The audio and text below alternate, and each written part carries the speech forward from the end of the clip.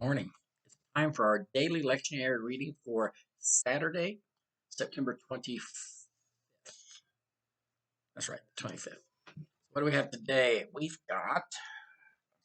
continuing Psalm 124. We've got Esther. We're working through Esther, a really wonderful book. Matthew 5:13 to 20. Dive in with Psalm 124, Thanksgiving for Israel's deliverance. If it had not been the Lord who was on our side, let Israel now say, if it had not been the Lord who was on our side when our enemies attacked us, then they would have swallowed us up alive when their anger was kindled against us.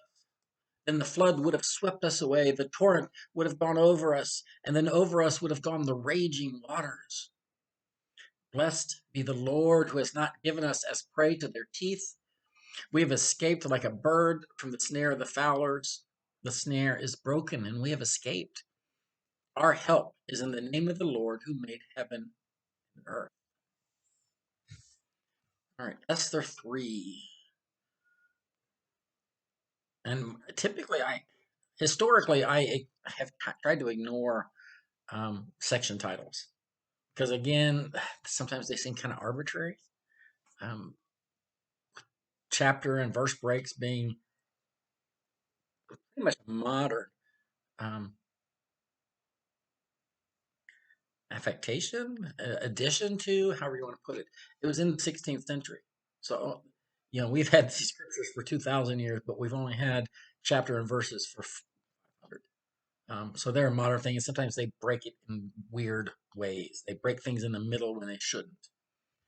All that being said, our subtitle here, I feel like we need dramatic music. Is Haman undertakes to destroy the Jews. Bum, bum, bum. You see, read that subtitle, and we're getting into some juicy stuff here, right? The plot is thickening. After these things, King Ahasuerus promoted Haman, son of Hammedatha the Agagite, and advanced him and set his seat above all the officials who were with him. Now, brief pause. Agagite. Oh, God, sorry, I got something in my eye. Agagite is, we really only see it in Esther. It is, some scholars think it's Agag, the king of the Amalekites, was an enemy of Israel.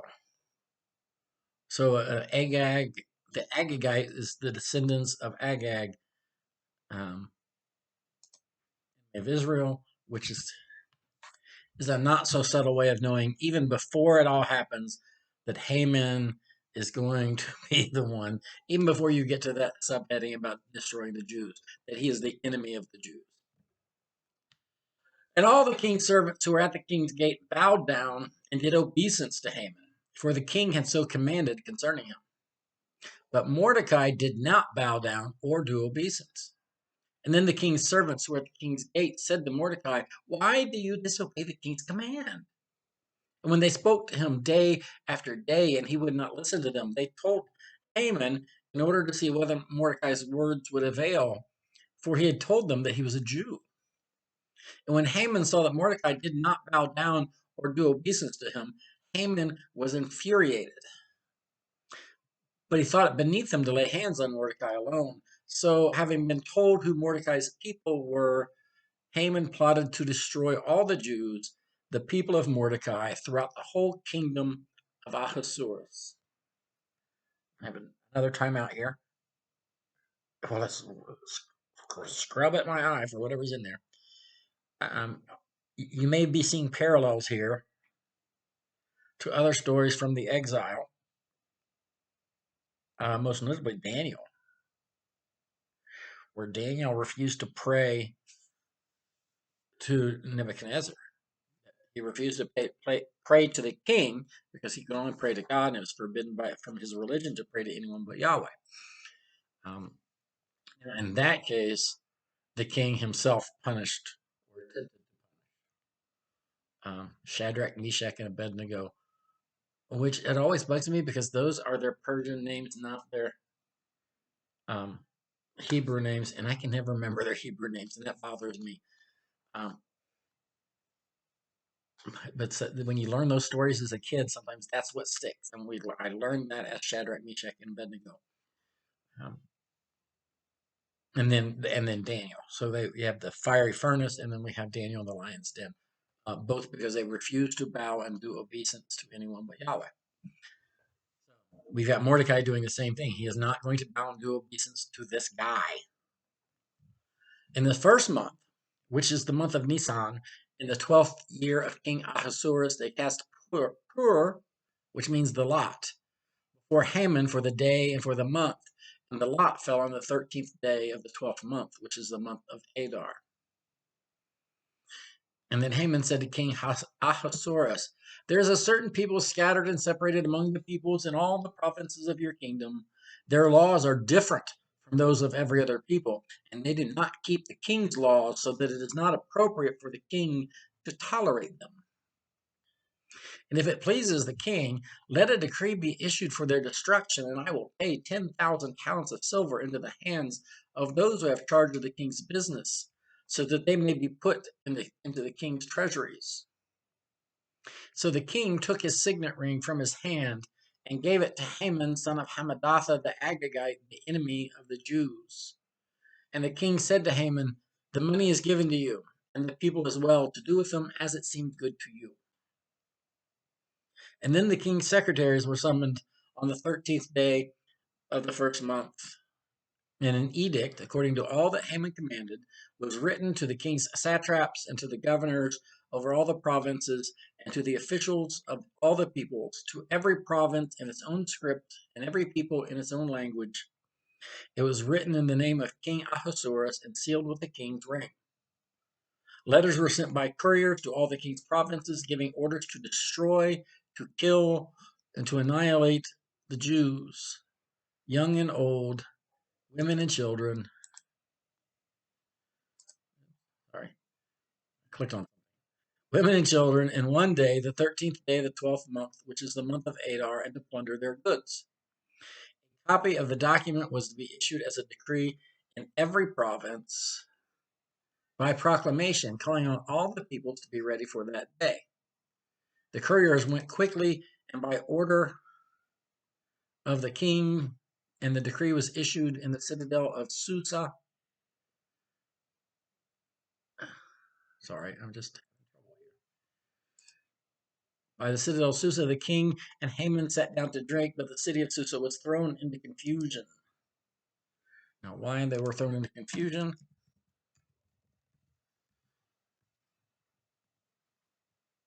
Okay.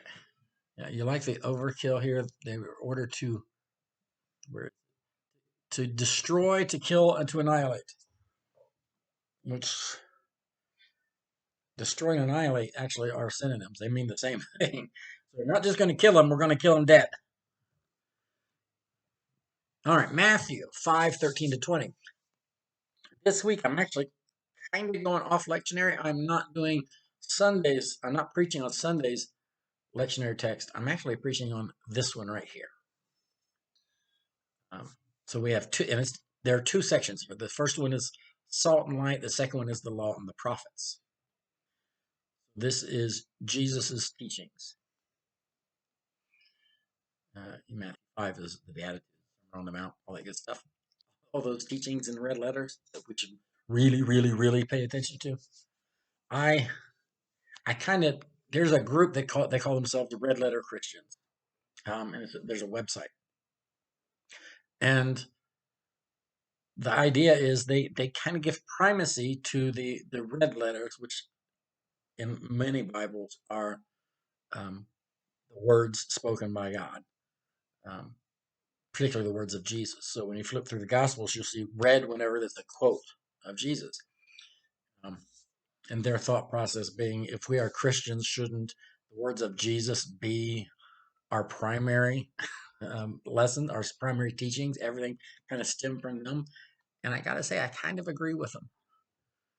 I understand that all scripture is valuable, but I don't know that it's all equally valuable. If that makes sense to you. I think as a Christ follower, as a Christian, the early churches after Christ. Churches that Paul and Peter and John were writing to, what they were following, because they didn't have any of the New Testament, what they were following was the teachings of Jesus that had been handed to them. So I think that's important. We should, um, that's why you often I hear people talk about what makes a Christian, what's important, and talk about the Christ's death and resurrection, death, burial, resurrection. And I add to me, there's more than that. It's his life and teachings and his death and burial and resurrection. We can't ignore all the lessons he taught us. Um, I've may have heard me tell this story before. I'm sure if you listen to sermons, you're going to hear it again. But there's a story where Amy Butler was a pastor at Riverside Church in New York City a few years back, like 5 or 6 years ago. And when the Sermon on the Mount came up in the lectionary, she did not write a sermon. She preached the Sermon on the Mount. That was her sermon that day. She didn't add to it. She didn't take anything away from it. She preached the Sermon on the Mount. And afterwards, at coffee time, a number of people came up and said, Pastor, I've got a problem with some of the things you were saying today. They had problems with the words of Jesus. And we, as Christians, the words of Jesus should be the last thing that we have issues with. All right. Anyway, I've digressed. I've started preaching. And this isn't even my sermon. You are the salt of the earth. But if salt has lost its taste, how can its saltiness be restored? It is no longer good for anything, but it is thrown out and trampled underfoot. You are the light of the world. A city built on a hill cannot be hid. No one, after lighting a lamp, puts it under a bushel basket, but on the lampstand, and it gives light to all in the house. In the same way, let your light shine before others, so that they may see your good works and give glory to your Father in heaven. Do not think that I have come to abolish the law or the prophets. I have come not to abolish, but to fulfill. For truly, I tell you, until heaven and earth pass away, not one letter, not one stroke of a letter will pass from the law until all is accomplished. Therefore, whoever breaks one of the least of these commandments and teaches others to do the same will be called least in the kingdom of heaven. But whoever does them and teaches them will be called great in the kingdom of heaven. For I tell you, unless your righteousness exceeds that of the scribes and the Pharisees, you will never enter the kingdom of heaven. If you are of a certain age, like me, you may, if you learned scripture by the King James Version, which was like the default back in the 70s when I was the 60s and 70s, you may have heard it as not one jot or tittle will pass from the law. And I don't know, have you ever had anybody explain what a jot or a tittle is? Um, a jot is the smallest letter in the Aramaic alphabet, is yod, jot. In Aramaic Hebrew, and it's just this little, it's almost like a tilde, the NEA thing for Spanish, tilted a little bit. So it's just a little jot. And then a tittle, if you look at Hebrew writing, um, they have like extensions of lines and curves. What we would call a serif in English font, little like flourishes at the end of a line. That's a tittle.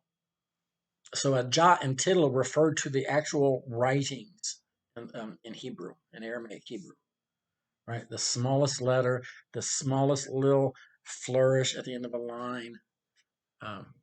Because those tittles were important. They marked, for example, the difference between a B and a K, a Beth and a Kop.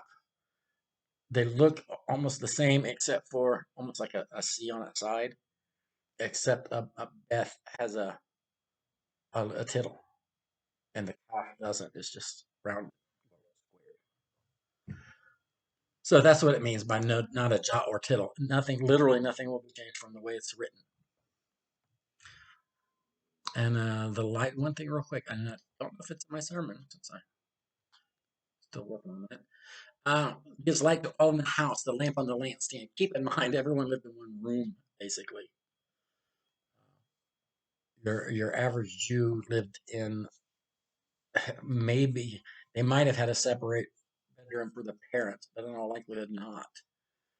Uh, it was they pretty much lived in a one room house. That was common. Got to remember, the vast majority were what we would call kind of peasants or lower class. There was no middle class. You were either rich and powerful, which was the 1%, or as we call it today, but it's probably about 1%, or you were like everybody else, which you were barely above subsistence level. Today we would think all of them were poor because they were all getting by. They were just getting by, and a drought could destroy them. A prolonged drought, a couple bad years, they were done. So yeah, they lived in small. And again, I've gone off track. Thanks you for bearing with me as I go down this way and that way, and apologize for the tangents. Later, guys. Bye.